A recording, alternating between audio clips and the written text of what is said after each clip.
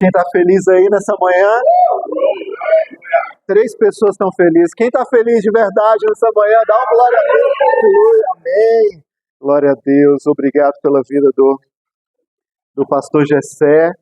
Obrigado por tudo que ele tem feito na nossa vida, não só nesse tempo, mas enquanto a gente estava lá, ele foi muito apoio para a gente. Quem não sabe, a gente esteve ali passando um tempo nos Estados Unidos. A gente estava lá no meio da neve, dentro do iglu que a gente estava morando, né, amor?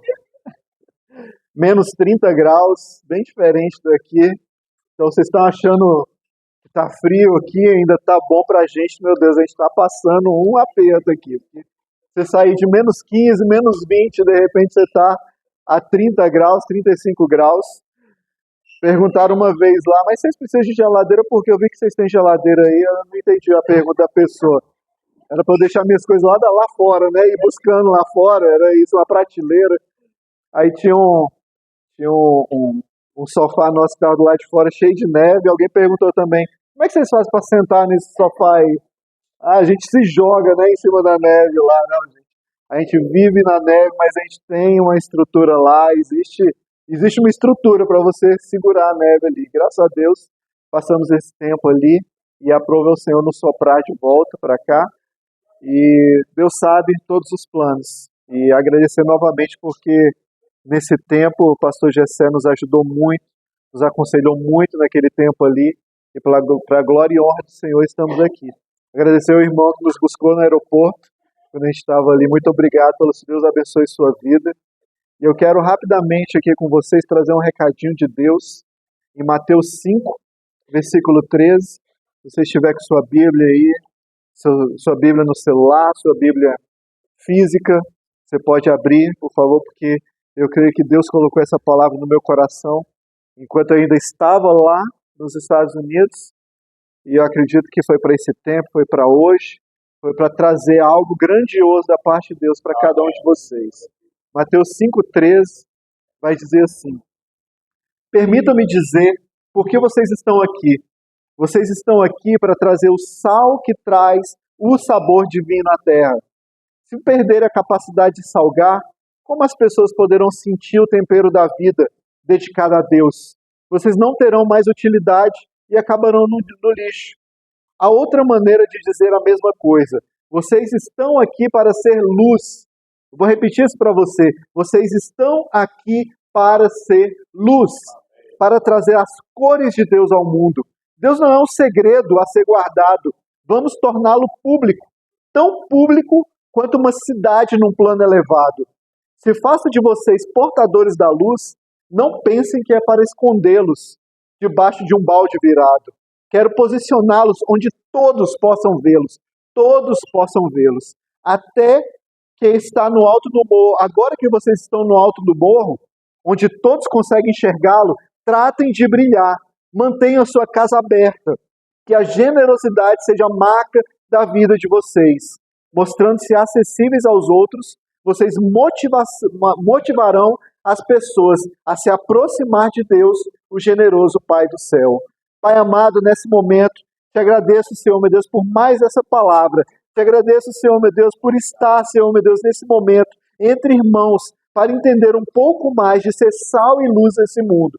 Que o Senhor possa, Senhor, meu Deus, derramar sobre nossas vidas, Senhor, meu Deus, a unção, aquilo, Senhor, meu Deus, que o Senhor tem de missão, de propósito, de chamado para nossas vidas. Não nos deixe, Senhor, meu Deus, ficarmos escondidos, Senhor, meu Deus, nos lugares. Não nos deixe, Senhor, meu Deus, ficarmos, Senhor, meu Deus, acuados nos guetos. Mas declaramos, Senhor, meu Deus, que nós estamos nessa terra para brilhar. Nós estamos nessa terra para ser sal, para trazer, Senhor, meu Deus, novidade de vida, para, Senhor, meu Deus, transformar pessoas, derramar vida, trazer, Senhor, meu Deus, luz, Senhor, meu Deus, para esse mundo. Nos dê, Senhor, meu Deus, a força e a vontade, Senhor, meu Deus, para nos derramar nesse lugar. Que essa palavra não seja, Senhor, meu Deus, sabedoria humana, mas que o Senhor possa derramar, Senhor, meu Deus, aquilo que o Senhor tem através de mim para entrar nos corações das pessoas, Pai. Que seja a Tua palavra nesse momento, em nome de Jesus. Amém. Glória a Deus. Essa passagem de Mateus 5, Jesus traz um dos ensinamentos mais poderosos já escritos, que é o Sermão da Montanha. Mas após todas as características, depois vocês leiam Mateus 5 com calma, ele traz uma advertência. Eu preciso que você fique em evidência. Fala para a pessoa do seu lado, você precisa estar em evidência. Jesus estava fazendo um chamado para mim e para você. Os bons precisam aparecer. Eu vou repetir isso para você. Os bons, as pessoas que realmente têm um coração bom, as pessoas que realmente têm um chamado, elas precisam estar em evidência. Os corações alinhados, eles precisam ser vistos. Eu quero declarar na vida de cada um aqui nessa manhã, as pessoas boas vão se destacar das más. Vocês conhecerão pessoas boas de verdade, que não querem te enganar, que querem te ajudar. Os bons, eles são sempre maioria, mas os maus, às vezes, falam mais alto. Não se deixe enganar pela gritaria do inferno. Não deixe que notícias te assustem. A mídia é muitas vezes especializada em mostrar notícias ruins, porque chama a atenção. Mas eu declaro que na sua vida você vai entender que as coisas boas estão acontecendo. Eu quero declarar que pessoas boas vão estar perto de você. E em nome de Jesus, tudo aquilo que o Senhor tem para você, Ele vai te ajudar sendo cercado de pessoas que vão te aconselhar, que vão te colocar para cima, para frente. Você não vai mais ser alimentado por notícias ruins, mas você vai acordar e crer. Deus tem um plano maravilhoso para mim nessa manhã, nessa semana, nesse mês. Eu sei que muitas vezes coisas ruins acontecem, mas Deus vai transformar tudo aquilo que aconteceu de ruim em bênção para a sua vida. Quem pode dar um glória a Deus por isso? O versículo vai falar que nós somos o sal que traz o sabor divino para a terra. O que significa isso? Todo mundo sabe aqui que quer comer uma comida sem sal. Imagina, você compra aquela picanha maravilhosa. Eu não sei quanto é que está aqui. Lá era $11 a libra. Era mais ou menos, dava mais ou menos uns R$60 o quilo. Eu não sei quanto é que está aqui. Eu acho que aqui tá nessa média. Então aí você vai, coloca para assar. Aí quando você vai comer, você percebe que esqueceu o sal. Faz aquele feijão maravilhoso, mas não coloca sal. É da mesma forma. As pessoas estão na Terra e elas têm potenciais grandiosos, têm chamados maravilhosos. Estão prontas para avançar, para fazer diferença, para mudar essa Terra, mas estão sem sal. Tem um potencial grandioso ali dentro, mas você vê uma pessoa, ela não avança, ela não se posiciona, ela vive o dia a dia dela, muitas vezes ela só reclama. Por quê? Porque ela está sem sal. Trabalha dia a dia, não fala muito, só reclama, não tem perspectiva de vida. Acho que só tem coisa ruim para ela nessa terra. Só que aí vem o sal. O sal em si não tem um sabor bom. Quem aqui fica comendo sal puro? Ninguém, né? O sal em si, ele não tem um sabor muito bom. Mas quando ele é derramado, ele transforma o alimento. Existem homens e mulheres que só precisam de uma palavra sua para revolucionar essa cidade. Quando você abrir a boca e você derramar aquilo que você já está cheio. Quantas vezes pessoas vieram me falar assim, Alex, aquele dia você estava conversando comigo e você falou uma palavra e mudou minha vida. Eu nem lembro que conversa foi essa. Porque não é o quanto você sabe, é o quanto você está disposto a ajudar. Tem gotas que você vai derramar na vida de pessoas que vai representar um oceano na vida daquela pessoa. Muitas vezes você fala assim, eu não tenho nada para derramar na pessoa. Olha, eu vou te declarar que tudo aquilo que você recebe, só de você estar aqui, num domingo de manhã, recebendo de Deus, recebendo palavras de Deus, já está engrandecendo dentro de você. Você já está pronto para derramar para pessoas aí fora. Você às vezes fala assim, olha, eu só sei um versículo decorado, ou eu só sei uma palavra. Essa palavra muitas vezes é suficiente para mudar a vida de alguém. Essa palavra muitas vezes é suficiente para transformar a vida de uma pessoa. Essa semana eu quero declarar na sua vida, pessoas vão procurar você. Eu quero declarar que pessoas vão aparecer do nada pedindo conselho para você. Começa a orar, começa a ler a palavra. Tem pessoas sedentas que o diabo está confundindo, precisando entender a identidade que Deus deu para ela, e você vai ser o canal na vida dessas pessoas. Vira para a pessoa do seu lado de novo e fala, você vai ser um canal de bênção na vida dessas pessoas. 1938, Nicholas Winton era apenas um corretor da Bolsa de Valores em Londres. Ele tinha 29 anos, uma vida tranquila, e estava planejando férias para esquiar na Suíça. mas um amigo pediu que ele fosse na Tchecoslováquia para ajudar um campo de refugiados, pois milhares de famílias judias estavam tentando fugir da ameaça nazista. Ele não era político, ele não era militar, ele não era um ativista profissional. Ele era uma pessoa que estava vivendo uma vida comum, muitas vezes como eu e você. Mas quando ele chegou lá, ele viu crianças vivendo em condições precárias, com pais desesperados para salvá-las antes da invasão alemã. O governo britânico, naquela época, aceitava refugiados, só que somente se tivesse famílias dispostas a recebê-las e garantias financeiras, se tivesse ali alguém que bancasse. O processo era burocrático, era difícil. A maioria das pessoas olhou para a situação e pensou, não tem como ajudar todo mundo. Só que esse rapaz, ele estava lá e ele pensou, eu vou ajudar a começar com uma pessoa. Ele cancelou as férias, montou um pequeno escritório improvisado nesse hotel e começou a organizar a lista de crianças. Tirava foto, buscava família, ajudava com papelada, voltou para Londres, usou o próprio dinheiro, o tempo livre, para pressionar autoridades, conseguir vistos, comprar passagem de trens. Em menos de um ano, ele conseguiu organizar o transporte de 669 crianças para a Inglaterra, salvando essas crianças do Holocausto.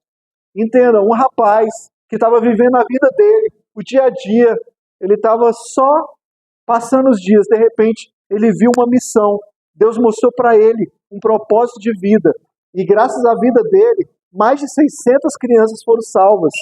Muitas perderam os pais pouco tempo depois, mas elas tiveram uma chance de vida. Por décadas, Winton nunca falou sobre o que ele fez, mas em 1988 a esposa dele encontrou uma pasta com fotos e documentos. A história veio à tona, ele foi homenageado e várias das crianças de Winton, já adultas, se reuniram para agradecê-lo. Ele não se via como herói, ele dizia, a gente não pode salvar todo mundo, mas muitas vezes a gente pode salvar alguém. Ei, eu vim aqui nessa manhã para dizer para você, talvez você esteja falando assim, meu Deus, eu preciso de um anjo na minha vida, eu preciso de algo para que possa resolver o que está acontecendo na minha vida. Mas muitas vezes Deus está te falando, eu preciso que você seja um anjo na vida de alguém. Eu preciso que você hoje seja ajuda na vida de alguém. Que você traga um conselho, que você traga uma palavra, que você mande um WhatsApp perguntando, meu amigo, como é que você está? Como é que está a sua vida? Mande um áudio falando assim, eu estou orando agora por você, eu estou orando pela sua causa, porque quando você se posiciona, quando você fala assim, eu vou ajudar a vida de alguém, Deus fala assim, agora eu posso derramar na vida dessa pessoa, agora eu posso abençoar a vida dessa pessoa, porque essa pessoa está disposta a não construir lugares para armazenar, mas está disposta a ajudar outras pessoas. Então eu quero declarar nessa manhã que Deus está usando você para ser sal e luz nessa terra. Quem recebe isso? 5 pessoas recebem. Quem recebe hoje, nessa manhã? Você vai ser sal e luz nessa terra. Em nome de Jesus. Neemias 1:1 vai dizer assim. Essa é a história de Neemias, filho de Acalias. Era mês de Quisleu, 20º ano, ocasião em que morava no complexo real de Suzã. Anani, um de seus irmãos, tinha acabado de chegar de Judá com alguns judeus. Perguntei a ele sobre as condições dos judeus que sobreviveram ao exílio e a situação de Jerusalém. A resposta deles foi, a condição, aqueles que sobreviveram ao cativeiro estão lá na província, passam por grande sofrimento e humilhação. O muro de Jerusalém foi derrubado e as suas portas foram destruídas por fogo. Neemias vivia numa terra estrangeira. Ele era o encarregado de servir a bebida para o rei. Era Neemias que levava a Coca-Cola para o rei. Levava ali a comidinha, experimentava, estava ali vivendo uma vida confortável, vida estável, 9 às 5, segunda a sexta, plano de aposentadoria. De repente chega um conterrâneo, um primo, que veio da terra natal. Como naquela época não tinha Instagram, não tinha Orkut, quem é da época do Orkut aqui? Opa, denunciou a idade. Neemias pergunta, como é que estava? Como é que está lá na nossa terra? Como é que está na terra que a gente vivia? Talvez você esteja passado por alguém, ou mandado um zap perguntando, e aí, como é que você está? E a pessoa descarregou todos os problemas da vida dela. Você pensou, meu Deus, eu só estava sendo educado. Eu vim nessa manhã para dizer, nada é por acaso. Deus não coloca pessoas perto de você por coincidência. Eu e você estamos nessa terra para resolver problemas. Eu vou repetir isso para você. Eu e você fomos chamados por Deus. Deus colocou você nessa terra. Você foi criado, você foi educado, você passou por provas, porque Deus queria você exatamente no lugar que você está. Não é com nossa força que a gente vai resolver esses problemas, mas vai ser através do Espírito Santo. Ele nos ensina todas as coisas e com os talentos que Deus já derramou dentro de você. Muitas vezes as pessoas acham que eu não tenho talento nenhum dentro de você. E quando você fala isso, você está menosprezando o que Deus colocou dentro do seu coração, dentro da sua mente, dentro do seu espírito. Deus tem um propósito e um chamado na sua vida. E vai acontecer muitas vezes em dias comuns. Não vai ser dentro de uma grande manifestação. Não vai ser dentro de uma vez que você vai para um lugar diferente. Deus está querendo te usar em dias comuns. Neemias 1,4, continuando, vai dizer assim: quando eu ouvi isso, eu sentei e chorei. Durante vários dias a tristeza me dominou. Eu fiquei sem comer nada, orando ao Deus do céu. Elias era um funcionário público, de alto escalão, estava com a vida ganha, não precisava se preocupar com isso. Mas ao saber da notícia, a tristeza o dominou.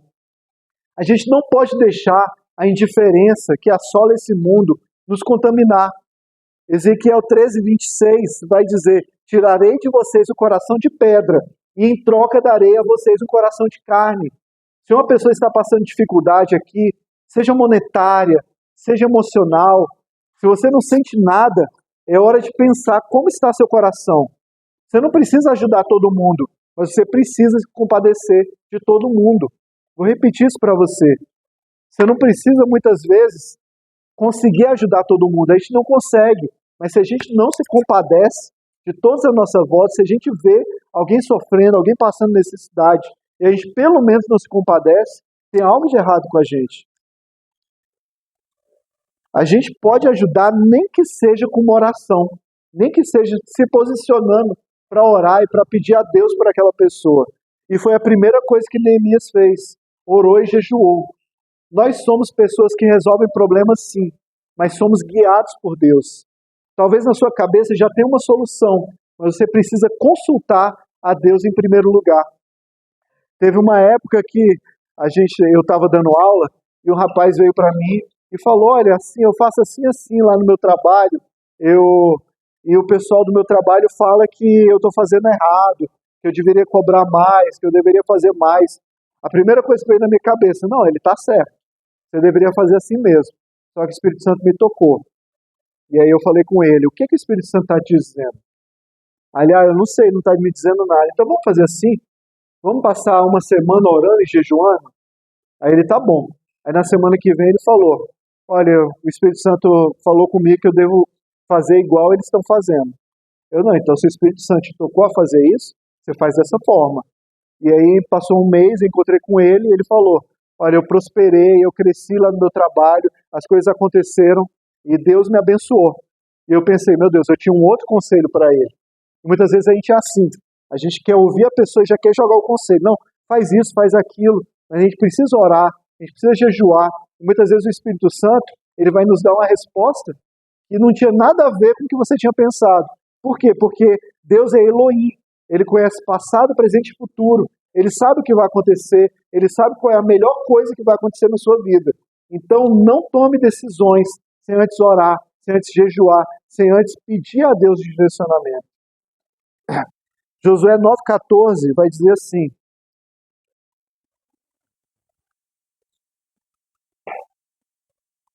os homens de Israel examinaram aqueles itens e acreditaram nos forasteiros, mas não consultaram o Eterno sobre o assunto.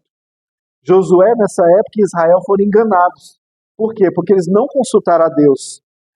Tinha uma brincadeira quando eu era adolescente que falava assim: esse demônio é tão fraquinho que eu vou expulsar pelo meu nome mesmo. Isso muitas vezes é uma arrogância. Por quê? Porque a gente pensa que problemas pequenos nós mesmos podemos resolver. Foi isso que aconteceu com Josué. Josué tinha enfrentado grandes batalhas e de repente apareceu um povo ali, todo maltrapilho, escorraçado, falou assim: a gente veio lá de longe, a gente quer aliança com você. Ele olhou assim: isso aqui eu mesmo posso resolver. não preciso consultar a Deus. Muitas vezes a gente não verbaliza isso, mas a gente fala assim, ó, a pessoa vem, ou vem um problema do dia a dia, e você simplesmente ignora qualquer oração. Você vai lá, não, eu vou fazer isso, eu vou fazer aquilo, eu vou fazer assim. Você precisa colocar nas mãos de Deus todas as suas decisões, pequenas ou grandes. No caso de Josué, por causa de uma decisão que ele achou que era pequena, ele trouxe uma grande dificuldade para Israel. Quando achamos que podemos resolver por nós mesmos, ou que tudo que a gente faz Deus já está guiando, a gente pode cair em armadilhas. Com ou sem solução, Neemias orou e jejuou sobre o assunto. Neemias 1,7 vai dizer assim: fizemos muito pouco caso de ti, não obedecemos ao que nos ordenaste, ignoramos teus mandamentos, desrespeitamos as determinações que deste ao teu servo Moisés. Lembra-te de que alertaste o seu servo Moisés, dizendo: se vocês me abandonarem, eu os espalharei aos 4 cantos da terra, mas se voltarem a mim e fizerem o que eu disser, reunirei todos os que estiverem dispostos, os que estiverem dispersos, onde quer que estejam, e os trarei de volta ao lugar que estabeleci no meu nome. Neemias foi até o versículo 9. Quando Neemias ora, ele lembra a Deus as promessas que um dia ele fez. Não é arrogância ou pensar que Deus está esquecido. Quando a gente lembra das promessas de Deus, a gente reforça a nossa fé. Quando a gente para e fala para Deus assim, olha Deus, olha o que está aqui na Bíblia, a gente está reforçando a nossa fé. Quando a gente ora por cura, por exemplo, a gente precisa lembrar das promessas. Isaías 53:5 fala, por meio das feridas dele, somos curados. Mateus 8,17 fala, ele levou as nossas doenças, ele carregou nossas enfermidades. Tiago 5,15 fala, a oração confiante irá curá-los. Quando a gente ora por provisão, temos promessas. Salmos 34:10 diz, aqueles que buscam ao Senhor de nada têm falta. Salmo 37:25, fui moço, agora sou velho, nunca vi o desamparado, o justo, nem a sua descendência mendigar o pão. Romanos 8:32, aquele que nem mesmo a seu próprio filho poupou, antes entregou por todos nós, como não nos dará também a ele todas as coisas. Eu quero declarar nessa manhã, não importa o que você está passando, não importa a que situação você está acontecendo na sua vida, Deus tem promessas para mim e para você. Deus tem planos maravilhosos, não é planos para te destruir, mas planos de te fazer crescer, planos de mudar a sua vida. Tenha paciência, persista, porque Deus está preparando algo maravilhoso na sua vida. Quem pode receber isso nessa manhã? E por fim, Neemias teve uma ideia. Neemias 1,11 diz, permite que o rei concorde com o pedido que eu farei hoje. Neemias pede a ajuda do rei e passa de copeiro para aquele que em menos de 2 meses ia restaurar a cidade de Israel. Fique em pé nessa manhã. Pedro era um simples pescador. Um dia Deus chama esse pescador através de uma pescaria sobrenatural. Diferente de outros discípulos, provavelmente ele era o único casado, o único maior de idade. Quando Jesus fala sobre a moeda do peixe, eles eram os únicos que precisavam pagar impostos naquele momento. Impulsivo, colérico, ele se colocava à frente, falava mais que devia. Quando acertou uma vez, Jesus falou, essa resposta não foi sua, foi o Pai do céu, o próprio Deus que revelou a você o segredo sobre quem eu sou de fato. Até que no momento crucial da vida de Jesus, Pedro nega ele 3 vezes. Chora amargamente. Eu não sei por qual tentação você passou, o que você deixou para trás, mas hoje Jesus está te chamando para restauração. Depois da ressurreição, Jesus entrega outra pesca maravilhosa para Pedro, para mostrar que não importa se a gente erra, Ele está sempre disposto a recomeçar conosco. Ele só pede para nós, apacenta minhas ovelhas, segue o propósito que um dia eu te dei e você guardou. Você achou que não era capaz, mas não é sobre você. Ei, eu sei que um dia você falou, eu não sou capaz, eu não tenho nada, eu não sou forte, eu não sou inteligente, eu não sou sábio, mas Deus está falando, não é sobre a sua capacidade, não é sobre o que você vai fazer, mas é Deus falando que está com você. Ele derramou o Espírito Santo. Quase 2 meses depois, o Espírito Santo desceu sobre 120 pessoas e uma multidão precisava de uma palavra. Pedro podia achar que não era capaz, que outra pessoa deveria fazer, mas ele confiou em Deus, fez uma pregação e 3.000 pessoas aceitaram Jesus. Eu não sei qual é o histórico da sua vida, eu não sei quantas vezes você já tentou recomeçar, mas Jesus está chamando para realizar obras que você nem imaginou. Comece a orar nesse momento. Comece a pedir direcionamento. Não é sobre quem é você, não é sobre o que você já fez, é sobre aquele que nunca falhou e não vai falhar outra vez. Agora eu te peço, comece a orar, comece a colocar os seus planos diante de Deus. Pai amado, veja aqui, Senhor meu Deus, pessoas e corações entregados a Ti. Veja, Senhor meu Deus, pessoas que estão, Senhor meu Deus, querendo direcionamento, pessoas que muitas vezes desanimaram, pessoas muitas vezes que falaram, não é para mim, não é o Evangelho, não é para mim, mas eu declaro, Senhor meu Deus, que o Senhor está trazendo nessa manhã renovação de vida, o Senhor está trazendo nessa manhã um recomeço, porque o Senhor é o Deus dos recomeços, é o Senhor que traz, é o Senhor que transforma, é o Senhor que faz a palavra, Senhor meu Deus, crescer e engrandecer, Senhor meu Deus, no coração de cada um. Que o Espírito Santo se revele nessa semana, que o Espírito Santo se fortaleça na vida de cada um deles. Declaramos que não haverá, Senhor meu Deus, tentação maior do que a Tua palavra. Não haverá desânimo, mas haverá força, Senhor meu Deus, nessa semana. Eu declaro que o propósito e o chamado do Senhor vai ser revelado na vida de cada um deles nessa semana. O Senhor vai se revelar. Os teus planos vão se fortalecer, eles vão, Senhor Deus, ter uma virada em pessoas, Senhor Deus, que precisam deles, como Pedro pregou para 3.000 pessoas, eles vão pregar para 1, para 2, para 5. Eu não sei, Senhor Deus, quem são as pessoas que precisam da palavra dele, mas a palavra dele vai ser revelada na vida de cada um, Senhor Deus, daqueles que precisam desse chamado. Existem chamados e propósitos sendo despertados aqui nessa manhã. Não se pergunte para quem é. Se você está aqui nessa manhã, é sobre você, é sobre o seu propósito, seu chamado. Deus já viu o seu futuro. Deus já está lá no seu futuro, e o seu futuro é lindo, é um futuro de paz, é um futuro de grandeza, um futuro de saúde, um futuro que milhares de pessoas vão estar sendo inspiradas por tudo aquilo que sair da sua boca. Peça a Deus agora, para que Ele revele esse chamado, peça a Deus agora força, propósito. É só um primeiro passo, é só um primeiro passo que Ele precisa para te direcionar, para te encaminhar para tudo aquilo que Ele tem para você nessa manhã, em nome de Jesus.